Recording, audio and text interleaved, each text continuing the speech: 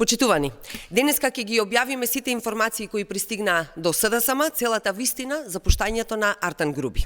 СДСМ отворено се сомнева дека бегството на Груби не е никаков пропуст, туку станува збор за добро организирана работа од страна на ВМРО ДПМН и ДУИ, со Тошковски на чело, да се пушти Артан Груби да избега.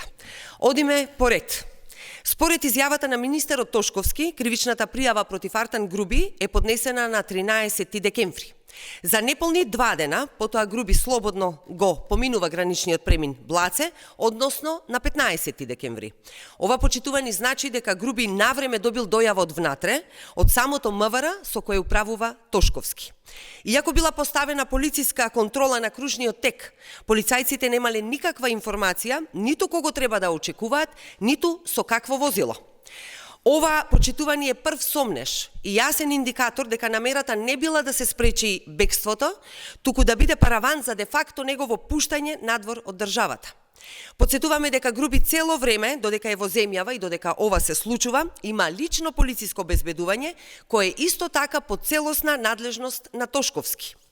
Понатаму, на граничниот премин Блаце, Груби слободно ја минува границата, иако, внимавајте, бил ставен на стоп листата, си го дал пасошот и слободно си поминал. Тоа покажува дека не е направена проверка на системот на граничниот премин. Ова е секако уште еден индикатор која подкрепува тезата за договорено пуштање.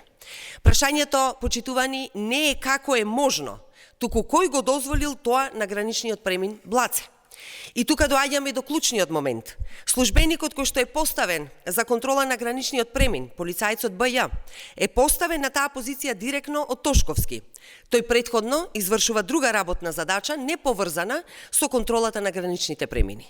Последната информација која ја добивме и денеска ја објавуваме е дека полицајцот БЈ добил преместување на граничниот премин Блаце од полициската станица во Чашка по барање на Тошковски, и тоа пред само неколку недели, односно на 24.11.2024 година.